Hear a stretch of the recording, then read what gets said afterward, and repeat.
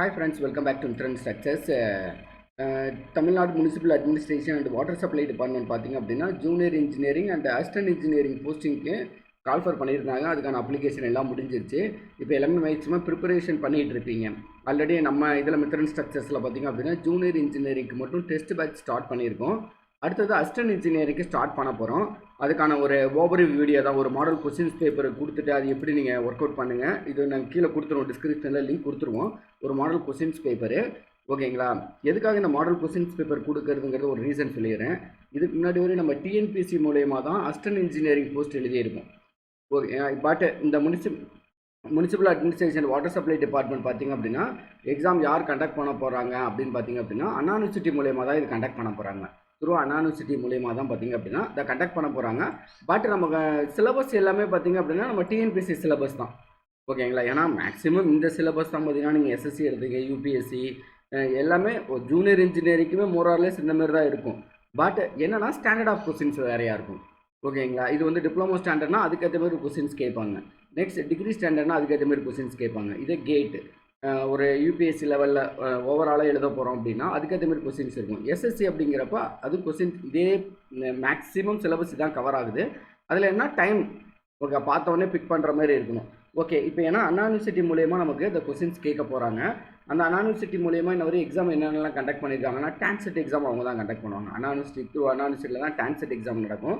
அதுக்கப்புறம் பார்த்திங்கன்னா டாட் போர்டுன்னு ஒரு exam, okay, Tamil Nadu water and sewage drainage sewage board பார்த்திங்க அப்படின்னா அவங்க தான் ஸ்லம் கிளியரன்ஸ் போர்டு இருக்குல்ல, அந்த எக்ஸாமும் அவங்க தான் கண்டக்ட் பண்ணியிருக்காங்க.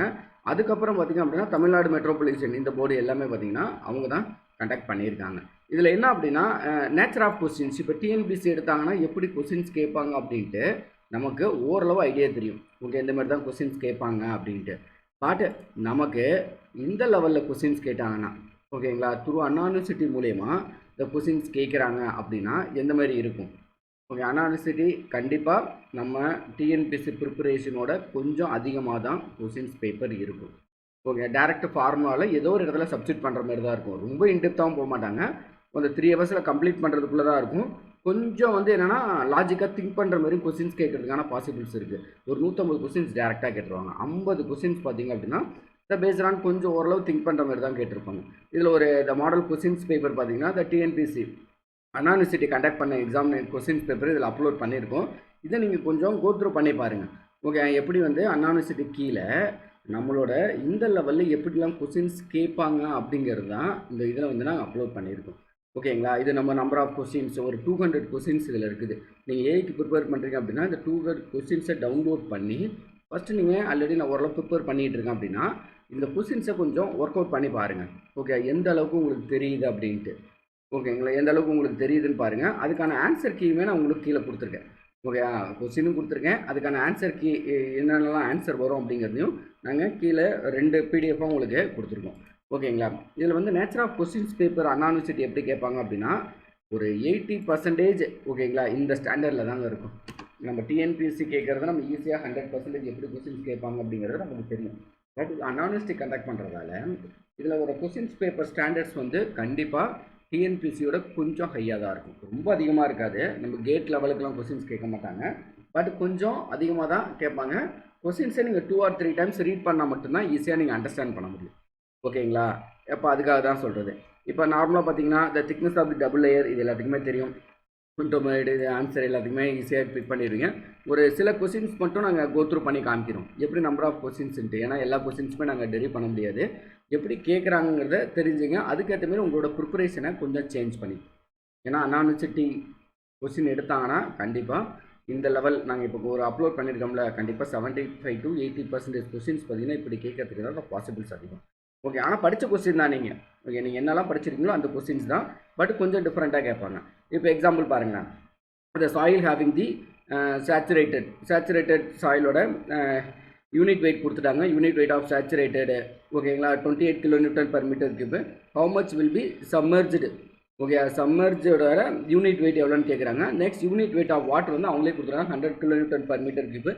சில இடத்துல இது கொடுத்துருப்பாங்க, சில இடத்துல இது கொடுத்துருக்க மாட்டாங்க, ஓகேங்களா? நமக்கு ஒரு குயிக் ரிவிஷன் ஒரு புக்கு கொடுத்தோம்ல, ஓகேங்களா, அந்த புக்கில் நிறையா ஃபார்முலாஸ் இதெல்லாம் இருக்குங்க. நீங்கள் அதை ஓரளவு நீங்கள் கோத்ரூ பண்ணிட்டீங்க அப்படின்னாவே ஈஸியாக ஓரளவு இந்த பிக் பண்ணிடலாம், ஓகேங்களா? அதுக்காக தான் இது சொல்கிறது. இப்போ எக்ஸாம்பிள் பார்த்தீங்க அப்படின்னா நம்ம சாயில் மெக்கானிக்ஸ்க்கு ஒரு கொஸ்டின்ஸ் இருக்குது. சாயில் மெக்கானிக்ஸு அதில் பார்த்தீங்க அப்படின்னா நமக்கே ஒன்று இது கொடுத்துருப்பாங்க, சேச்சுரேட்டட் சாயில்ஸு இந்த மாதிரி சரிங்களா. இதில் நம்ம டெரி பண்ணியிருப்போம் பாருங்கள், இங்கே இருக்குது பாருங்கள், த சம்மர்ஜ்டு. ஓகேங்களா. அதனால் நம்ம முடிஞ்சளவு ஃபஸ்ட்டு படித்த கொஸ்டின்னா ஓரளவு கொஞ்சம் இதாக இருக்கும். சம்மர்ஜ்டு த யூனிட் வெயிட் கண்டுபிடிச்சு சொல்லியிருக்காங்க. சம்மர்ஜ் யூனிட் வெயிட் கண்டுபிடிக்கிறதுக்கு இந்த unit weight of saturated minus unit weight of water. ஓகேங்களா. ஆல்ரெடி நமக்கு இங்கே தெரியும். அப்போ யூனிட் வெயிட் ஆஃப் சம்மர்ஜ்டு ஓகேங்களா, சேச்சுரேட்டட் எவ்வளவு 22. ஓகேங்களா. Unit weight of water the 100. ஓகேங்களா. இதை சிம்ப்ளை பண்ணி 12 kN per the meter cube. ஓகேங்களா. கொஸ்டின்ஸ் இந்த மாதிரி தாங்க இருக்கும். நெக்ஸ்ட் இப்போ இந்த கொஸ்டினை பாருங்களா, the shear strength of the soil. ஓகேங்களா. கூலும்ஸ் தியரியில் நம்மளே படிச்சிருப்போம், ஞாபகம் இருக்குங்களா. The tau's equal to C. ஓகேங்களா. The plus the sigma tan phi இந்த மெரிட் ஒரு ஃபார்முலா படிச்சிருப்பேன். இந்த ஃபார்முலா தாங்க கொஞ்சம் டிஃப்ரெண்ட்டாக கேட்டிருக்கான். ஓகே. நம்ம டவுன் நம்ம நார்மலாக படிச்சிருப்போம். எக்ஸாம்பிள் பாருங்களேன், இப்போ நம்ம குயிக் ரிவிஷன் புக்கில் இல்லைன்னா வேறு புக்கை நீங்கள் எடுத்து பார்த்தாலும் tau must be equal to the சிங்கிறது கொகிஷன் அந்த மாதிரி மென்ஷன் பண்ணியிருப்பாங்க.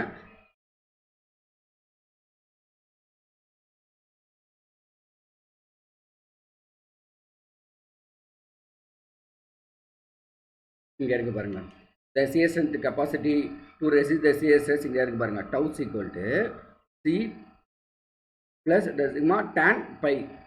ஓகேங்களா. பட் நமக்கு அதே தான் கொடுத்துருக்காங்க. இதில் என்ன அப்படின்னா இங்கே மேலே கொடுத்துருக்காங்க, இது டவ் அப்படிங்கிறது எஸ் அப்படிங்கிறது த shear strength. அதான் மீனிங். ஓகேங்களா. இந்த shear strength டவுக்கு பதிலாக இங்கே என்ன கொடுத்துருக்காங்கன்னா இது மீனிங் வந்து எஸ். ஓகேங்களா. அப்போ எது கரெக்டாக இருக்கும்? ஏன்னா சி தான் இது தப்பாக இருக்கும். சும்மா சி வந்து இங்கே வராது. ஓகேங்களா. அப்போ இதை சர்க்குலேட் பண்ணோம் அப்படின்னா இந்த சிஏ லெஃப்ட் சைடில் வச்சு ரிமைனிங்கில் ரைட் சைட் கொண்டு போனோம்னா டேன் ஃபைன் எழுதலாமா? ஓகேங்களா. இது இந்தாண்டு கொண்டு போனால் அப்போ எது இதோட மேட்ச் ஆகுது? ஓகேங்களா. இந்த கண்டிஷனோட மேட்ச் ஆகுது. ஓகேங்களா. நமக்கு டேரெக்டாக கொடுத்துருப்பாங்க டிஎன்பிசியில். பட் அனானிசி லெவலில் கொஸ்டின்ஸ் கேட்குறோம் பார்த்திங்க அப்படின்னா அதே ஃபார்முலா தான், கொஞ்சம் ரீப்ளேஸ் பண்ணி கேட்பாங்க. ஓகேங்களா. அந்த கூலும்ஸ் ஈக்குவேஷன் எப்படிங்கிறத எப்படி போட்டாலும் ஒன்று தான், left side to right side போட்டாலும் அந்த ப்ளஸ் மைனஸ் வந்து சேஞ்ச் ஆகும். அதுக்காக தான். நெக்ஸ்ட் பார்த்திங்க அப்படின்னா the clay a soil sample voice ratio 0.4 in right state, the specific rate of solids 2.7, the unit weight of the shrinkage limit of the soil. ஓகேங்களா. இது ரொம்ப நிறைய பேர் நினச்சிருக்கீங்க போட்டு நம்ம பழைய ஃபார்முலா இதெல்லாம் எடுத்துகிட்டு இருக்கோம். நார்மலாக ஷ்ரிங்கேஜ் லிமிட்டுக்கான இன்னொரு ஃபார்முலா இருக்குது. என்ன அப்படின்னா the voice ratio divided by specific gravity. அதான் ரெண்டுத்தையும் நீங்கள் டிவைட் பண்ணாலே போதும். நீங்கள் வேறு எந்த ஒரு ஃபார்முலாவும் போட்டு சிம்ப்ளை பண்ண அவசியம் கிடையாது. ஓகேங்களா. த ஸ்பெசிஃபிக் ரேட் ஆஃப் சாலிட்ஸ் எவ்வளவு? ஓகே. வாய்ஸ் ரேஷியோட வேல்யூ இங்கே இருக்குது பாருங்கள். வாய்ஸ் ரேஷியோட value 0.54 divided by the specific rate of solids பார்த்தீங்கன்னா 2.7. ஓகேங்களா. இது ரெண்டுத்தையும் சிம்ப்ளை பண்ணி இந்த ஓகே பர்சன்டேஜில் போடுறீங்க. ஓகே. இதில் போடுற பார்த்தீங்கன்னா இந்த மாதிரி வரும் 0.2ன்னு வரும். இதை 100ல் இது பண்ணோம் அப்படின்னா பர்சன்டேஜில் கன்வெர்ட் பண்ணுற பார்த்தீங்கன்னா 20%. ஓகேங்களா. அடுத்தது பார்த்திங்க அப்படின்னா நம்ம ஸ்பெசிஃபிக் கிராவிட்டி கண்டுபிடிக்கிறது தான். நமக்கு காலேஜில் படிக்கிறப்ப நல்லா ஞாபகம் இருக்கும்.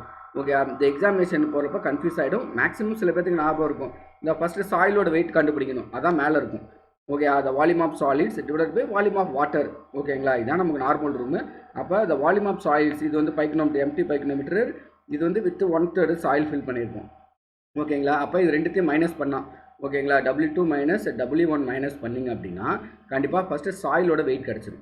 அப்போ இதை பார்த்தீங்கன்னா தெரியும், W2 மட்டும் எடுமா கிடையாது. ஓகேங்களா. இது மட்டும் எடுக்குமா கிடையாது. W1 மைனஸ் W2வா இதுவும் கிடையாது. அப்போ எடுத்த உடனே நம்ம பிக் பண்ணிடலாம். ஓகேங்களா. ஏன்னா ஸ்பெசிஃபிக் கிராவிட்டி அப்படின்னாவே வால்யூம் ஆஃப் சாயில் ஓகேங்களா டிவைடட் பை இல்லைனா டென்சிட்டி எப்படினாலும் வச்சுக்கோங்க. ஓகே. டிவைடட் பை இந்த வால்யூம் ஆஃப் வாட்டர் அதான் நம்ம எடுத்து தான் நம்ம ஸ்பெசிஃபிக் கிராவிட்டி கண்டுபிடிக்க போகிறோம். அப்போ எடுத்த உடனே நீங்கள் பிக் பண்ணிடலாம். ஓகேங்களா. W2 டேரெக்டாக எடுக்க மாட்டோம். W1 மைனஸ் W2 கிடையாது. W2 மைனஸ் W1 தான். ஓகேங்களா. இதுலேருந்து போட்டோம் அப்படின்னா இதோட வெயிட்டை நம்ம அதை கண்டுபிடிச்சிடலாம். ஓகேங்களா. இதை பார்த்துங்க, இதெல்லாம் கொஞ்சம் இந்த ஃபார்முலா தான். ஓகேங்களா. அதேமாதிரி soil sample having the specific gravity 2.5 இது என்னென்னா த 20%. ஓகேங்களா. இந்த OMC the 25 find the theoretical density assuming the choose the correct following statement. இது அலையுமா நிறைய பேருக்கு தெரிஞ்சிருக்குன்னு நினைக்கிறேன். ஓகேங்களா. இந்த வேல்யூ பார்த்திங்க அப்படின்னா இந்த இதில் என்ன கேட்டிருக்காங்க அப்படின்னா சென்சிட்டி ஆஃப் கொகிசன். ஓகேங்களா. த சென்சிட்டி ஆஃப் த கொகிசன் இந்த இது கேட்டிருக்காங்க. கொகிசன் த சாயில் ஓகேங்களா. இதுக்கு நான் மேபி ஃபார்முலா நிறைய பேருக்கு தெரிஞ்சுன்னு நினைக்கிறேன். ஓகேங்களா. த ஸ்பெசிஃபிக் கிராவிட்டி டிவைடட் பை, ஓகேங்களா. தி நெக்ஸ்ட் இதில் வந்து என்ன கேட்டிருக்காங்க அப்படின்னா,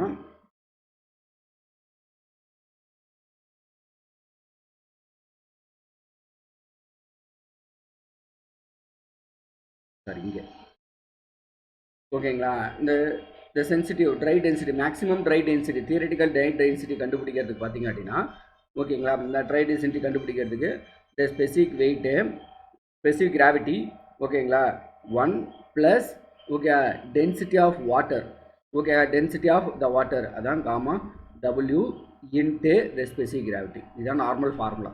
ஓகேங்களா. இது நமக்கு என்ன கொடுத்துறாங்க, ஓகேங்களா. த ஸ்பெசிஃபிக் கிராவிட்டி, ஓகே, ஆப்டிமம் மாய்ஸ்சர் கண்டென்ட்டில் 2.5A 1 plus density of water 1, ஓகேங்களா, இன்ட்டு த 2.5, ஓகேங்களா. இது நம்ம சிம்பிளை பண்ண என்ன வரும்,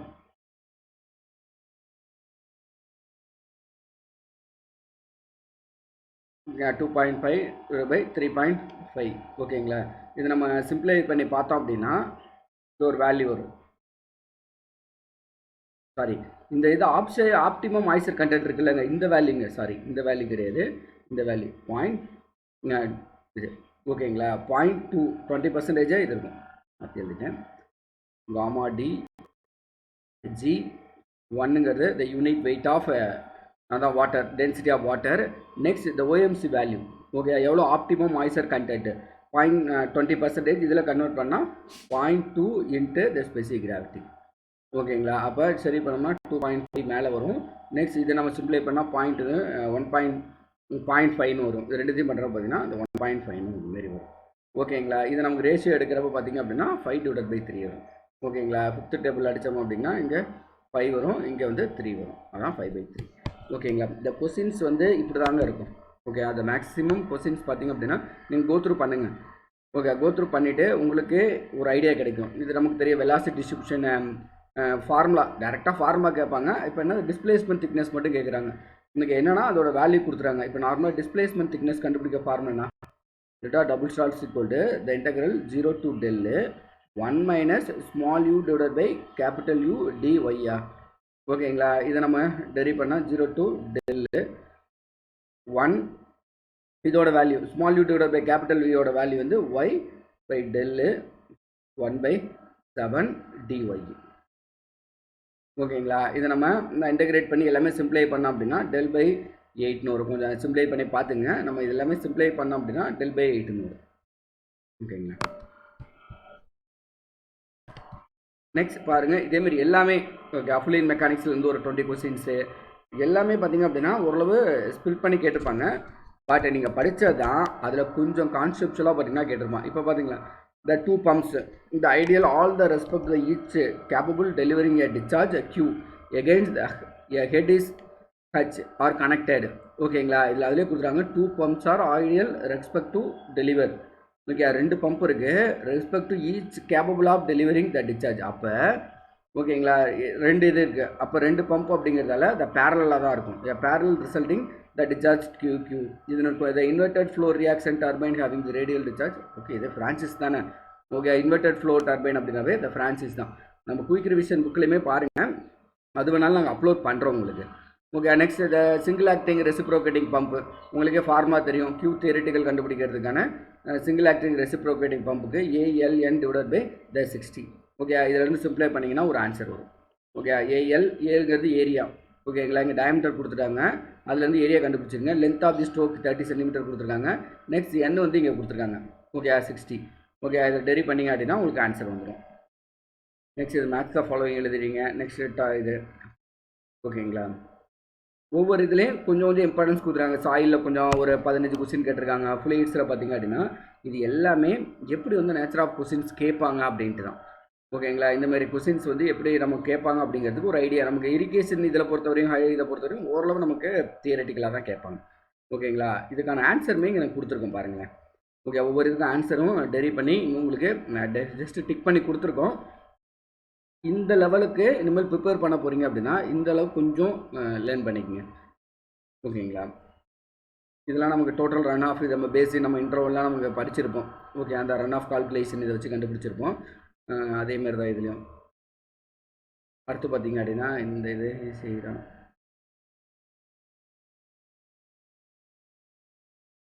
நெக்ஸ்ட் அடுத்து பார்த்தீங்கன்னா அந்த main function of the regulator இது எல்லாமே மேக்ஸிமம் இது பண்ணிக்குவோம். அந்த கனடிஸ் மெத்தட், லேப்லேஸ் இந்த மாதிரிலாம் எதுக்கு நம்ம டிசைன் ஆஃப் ஸ்வீப்பேஜுக்காக எதுக்காக பண்ணுறோம் அப்படிங்கிறது நமக்கு ஓரளவு இது இருந்தால் ஒரு 2 லைன் நம்ம படிச்சிங்கனாவே போதும், உங்களுக்கு ஈஸியாக ஐடென்டிஃபை பண்ணிடலாம். ஓகேங்களா, இந்த மாதிரி கொடுத்துருக்காங்க. இந்த இந்தியன் ரோட் கான்கிரஸ் அடுத்து பார்த்தீங்க அப்படின்னா நமக்கு இது வந்துருச்சு ஹைவே இன்ஜினியரிங். ஹைவே இன்ஜினியரிங்கில் சில இது வந்து கொஞ்சம் இதாக தான் கொடுத்துருக்காங்க.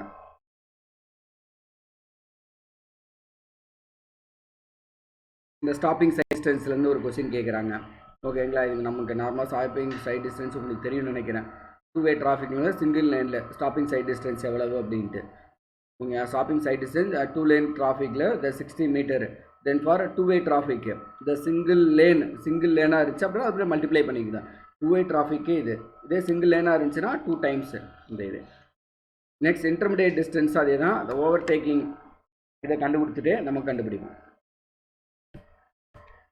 ரெண்டுத்தையும் மைனஸ் பண்ணால் நமக்கு இந்த வேல்யூ இது வந்துருங்க. ஓகேங்களா, இதை கொஸ்டின்ஸ் வந்து நாங்கள் அப்லோட் பண்ணுறோம். ஓகே, கொஞ்சம் கோத்ரூ பண்ணுங்கள். ஓரளவு கண்டிப்பாக அந்த அனாலிஸ்ட் ஸ்டாண்டர்ட் கொஸ்டின்ஸ் அப்படிங்கிறது இந்த மாதிரி தான் இருக்கும். ஓகேங்களா, ஏன்னா நீங்கள் ஓரளவு பார்த்தீங்கன்னா சில கொஸ்டின்ஸ் வந்து உங்களுக்கு ஈஸியாக இருக்கும். சில கொஸ்டின்ஸ் வந்து 2 or 3 டைம்ஸ் ரீட் பண்ணப்போ தான் தெரியும். அதுக்கப்புறம் நீங்கள் ரெஃபர் பண்ணுவீங்களா, அப்போ தான் உங்களுக்கு ஒரு ஐடியா கிடைக்கும். ஓ, இதை தான் இவங்க மெயின் பண்ணுறாங்களாட்டுக்கு அப்படிங்கிற ஒரு ஐடியா கிடைக்கும். ஓகேங்களா, அந்த ஒரு ரீசனுக்காக தான் இந்த கொஸ்டின்ஸ் வந்து நாங்கள் அப்லோட் பண்ணுறோம். ஓகேங்களா, உங்களுக்கு ஜூனியர் இன்ஜினியரிங் டெஸ்ட் பேட்ச் வேணும், ஆல்ரெடி போயிட்டு இருக்குது. அசிஸ்டன்ட் இன்ஜினியர் வந்து கொஸ்டின் பேப்பர் ப்ரிப்பேர் பண்ணிகிட்டு இருக்கோம். முடிச்சதுக்கப்புறம் நாங்கள் கொஸ்டின்ஸ் வந்து டெஸ்ட் வந்து ஸ்டார்ட் பண்ணலான்னு பிளானில் இருக்கோம். ஓகே, அதுக்கு முன்னாடி இந்த நேச்சர் ஆஃப் கொஸ்டின்ஸ் என்ன அப்படிங்கிறத இது பண்ணிக்கோங்க. ஓகேங்க, பார்த்துட்டு அதுக்கேற்ற மாதிரி உங்களோட ப்ரிப்பரேஷனை கொஞ்சம் சேஞ்ச் பண்ணாலும் சேஞ்ச் பண்ணுங்கள். இல்லை இப்போ நல்லா தான் ப்ரிப்பரேஷன் போயிட்டுருக்கு அப்படின்னா அதுக்கே அப்படியே ஃபாலோ பண்ணிக்கிட்டு இருங்க. நம்ம டிஎன்பிசிக்கும் தமிழ்நாடு முனிசிபல் அட்மினிஸ்ட்ரேஷன் இதுக்கும் கொஞ்சம் கொஸ்டின்ஸ் பேப்பர் வந்து சிலபஸ் ஒன்று தான், பட் எடுக்கிறவங்க வந்து டிஃப்ரெண்ட்டாக இருப்பாங்க. அந்த ஒரு ரீசனுக்காக சொல்கிறேன். ஓகேங்களா, மேக்ஸிமம் இந்த மாதிரி டயக்ராம் தான். நீங்கள் டான்செட் கொஸ்டின் எடுத்து பாருங்களேன். நம்ம ஸ்ட்ரக்சர் அனலைஸ்னு வந்துச்சுனாவே இந்த மாதிரி டயக்ராம் கொடுத்து தான் பார்த்தீங்கன்னா நிறையா கொஸ்டின்ஸ் கேட்டிருப்பாங்க. ஓகேங்களா, பட் ஆனால் நீங்கள் படித்து பார்த்தீங்கன்னா உங்களுக்கே ஈஸியாக இருக்கும். ஓ, இதுதான் இவங்க கேட்குறாங்களாட்டுக்கு அப்படின்ட்டு.